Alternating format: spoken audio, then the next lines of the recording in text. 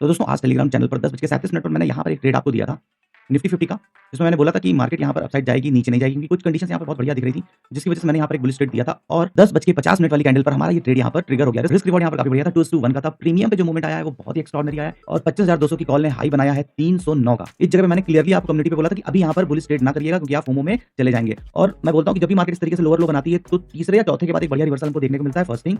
दूसरा, अगर मैं यहाँ पर फिर रिट्रेसमेंट लगाता हूं दिन के हाई से दिन के लो के लिए, तो ये क्लियर कट लेवल आ गया था 25,207 का कि जब तक मार्केट इसके ऊपर होल्ड नहीं करेगी, 0.23 के लेवल के ऊपर होल्ड नहीं करेगी, तब तक हमको यहाँ पर बियरिश, तब तक हमको यहाँ पर बुलिश नहीं होना है। प्लस यहाँ पर इस जगह पे मार्केट पिछले दिन के लो के नीचे आ गई थी, सुबह से एक्सट्रीम बियरिश थी, इसलिए मैंने इनिशियली मना किया। लेकिन उसकी कुछ देर के बाद जब यहाँ पर इस कैंडल ने क्लोजिंग करी और यहाँ पर एक बहुत बढ़िया, इस जगह पे मैं क्लियरली आपको यहाँ पर नहीं बताऊंगा, इसको मैं आपको होमवर्क देता हूँ कि इस एक रेंज में बहुत बढ़िया चीज मुझको दिखी थी, लेकिन मैं फिर भी फर्दर और कंफर्मेशन यहाँ पर चाह रहा था, जो कि मुझे इस कैंडल ने, उसके बाद इस कैंडल ने दे दी। और इसीलिए मैंने इस जगह पे आपको अपने टेलीग्राम पे बताया था कि यहाँ पर इसके ऊपर एक बढ़िया मूव आएगा, पहला टारगेट हमारा इसके लिए होगा और हमारा ट्रेड चला। लेकिन उससे पहले मेरा जो ये होमवर्क है वो ये है कि आप आज है 29 जनवरी 2026, 25,200 की कॉल अपने चार्ट पर लगाइए और उस पे कोई भी इंडिकेटर लगाने की जरूरत नहीं, सिर्फ एक इंडिकेटर लगाइएगा 25,200 की कॉल पे। एक वॉल्यूम इंडिकेटर है और यहाँ पर पहली कैंडल ये, और ये जो इसने लो बनाई है ये तीसरी और ये चौथी और ये पांचवी, इन 5 कैंडल को नीचे के वॉल्यूम, जो नीचे वॉल्यूम बार बन के आते हैं, उनसे मैच कराइएगा। क्या आपको कुछ यहाँ पर कनेक्शन समझ में आ रहा है? अगर आ रहा है तो कमेंट करिए, अगर नहीं आ रहा है तो वो भी कमेंट करिए। बहुत बढ़िया स्ट्रेटजी है वो, रिवर्सल के टाइम पे बहुत बढ़िया काम करती है, जिस वजह से मेरा कन्विक्शन हाई हुआ और मार्केट ने एक जबरदस्त मूव यहाँ पर हमको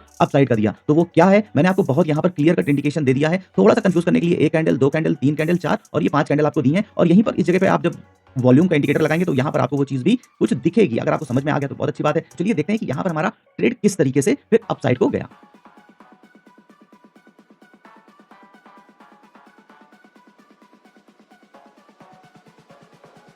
और यहाँ पे 12:50 पे हमारा टारगेट हिट हो गया और उसी फ्लो में मार्केट बिल्कुल ट्रेंडिंग होकर ऊपर की तरफ चली गई और अभी भी मार्केट 25,380-82 के लेवल पर होल्ड कर रही है। अब यहाँ पर आपको क्या करना चाहिए? यहाँ पर आपको अपना मैक्सिमम टारगेट पूरा कर लेना चाहिए, क्योंकि मैंने आपको हमेशा बोला है कि मार्केट की जो एक एवरेज रेंज होती है, हमेशा ट्रेड को मैक्सिमम स्ट्रेच उसी रेंज के अंदर करिए, क्योंकि जो ये एक्स्ट्राऑर्डिनरी मूवमेंट आते हैं ये कभी-कभी आते हैं, हमको नहीं पता होता है। तो ऑप्शंस में बहुत ज़्यादा रीड ना करिए, अपनी कंडीशंस पे ट्रेड करिए, जहाँ पर आपको प्रॉफिट मिले, जहाँ पर आपको आपका डिजायर्ड प्रॉफिट मिल जाए, वहाँ पर अपने प्रॉफिट को लेकर शांत होकर बैठ जाना चाहिए। अब मार्केट अपसाइड की ट्रेंडिंग, अब यहाँ पर रिवर्सल प्लान नहीं करना चाहिए। अब ये रिवर्सल कब तक प्लान नहीं करना चाहिए?